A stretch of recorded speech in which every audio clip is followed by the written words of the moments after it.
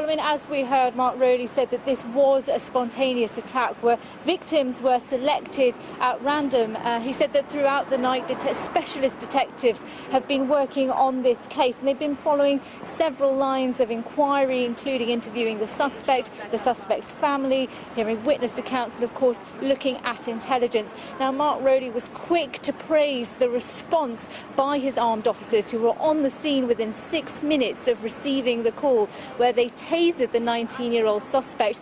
No shots were actually fired. The suspect, of course, was then taken to hospital under armed guard and was released into custody at a South London police station this morning. Now, we've heard the nationality, of course, of the woman who lost her life is American. 5 people were injured. Mr. Rowley was not prepared to say what kind of injuries they had sustained, but we understand at the moment that 2 people are still in hospital. You sit down and put your socks on. Sit on my lap. Like lots of children starting school, cardigan. Rosie and Ruby are excited to be trying on their uniforms, and it marks a huge milestone in their lives. The girls were born in 2012, joined at the abdomen and needed surgery straight away. For Mum Angela, it was a scary time. About 4 hours after they were born, they went off to Great Ormond Street, and I was kept at UCH because I just had a C-section, which wasn't very nice. I was in a room with other women that had their babies and I didn't have mine. So we walked to the theatre with the nurses and the doctors and sort of said goodbye. It was hard. These are my favourite. At that point I could never see this day come in. But it has, and what's more, they're thriving. So cute. I mean, I always knew they were going to be strong because they survived, you know. Earlier I spoke to the Prime Minister, and I began by asking him about the return of 24-hour A&E services to Stafford County Hospital, which Jeremy Hunt announced at the weekend. Well, Jeremy Hunt is the Health Secretary who's taking the health service through this important time. He knows that we're going to be committing money to the health service in the next Parliament, so we're able to make decisions like this. I know how much people in Stafford want to have a full-service district general hospital, and that's what they deserve.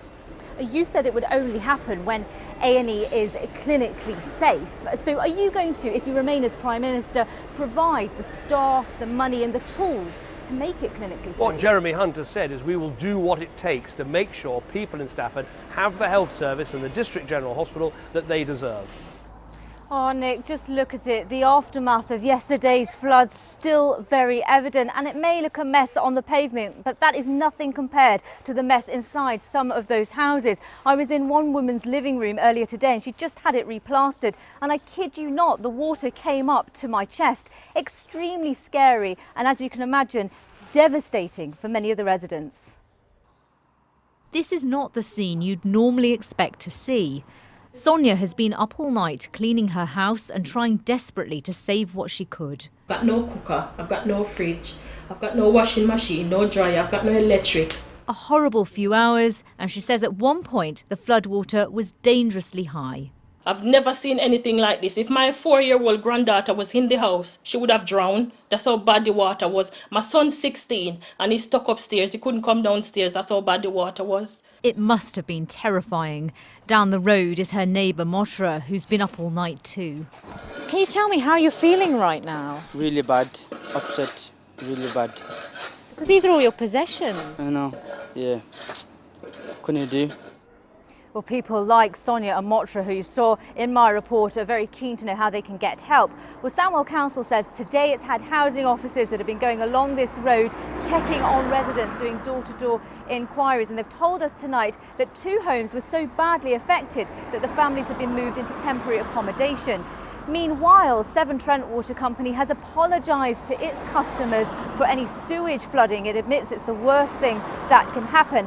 Now, it's asking people to check if it's rainwater, or if you have sewage coming in, then you can call their special helpline. That's 0800 783 4444, and they will send a team out as quickly as possible to help clear it up.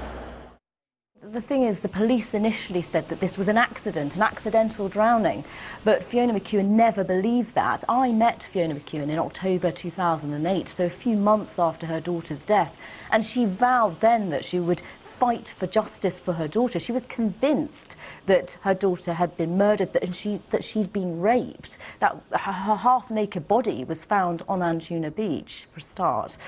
So she never believed that tale of events, if you like, from the police out in India, and pushed for that second autopsy, as you said, which then sort of revealed that that there was ecstasy, cocaine and LSD, but also that the teenager had been raped. And I met Fiona McEwen on the first anniversary of her daughter's death, and again, her resolve never went away. She said, I'm going to get justice for my daughter. She has said in court, she's out in India at the moment, that she is devastated by this verdict. And I can totally see why she would be, because this has been her work for the last 8 years. And she says, 8 years I've waited, and now this. Now those charms have been tested, I went back to see if they're still on sale. Well, I've just been back into the Entertainer in the Bullring, and look, here they are, the exact same pack. They're still on sale. I thought I'd see if they were stocked in any of the other stores, so I went to Sutton Coldfield. But it's not exactly the same pack as I bought in Birmingham, but it does contain a couple of the same charms, and also the packaging is also the same.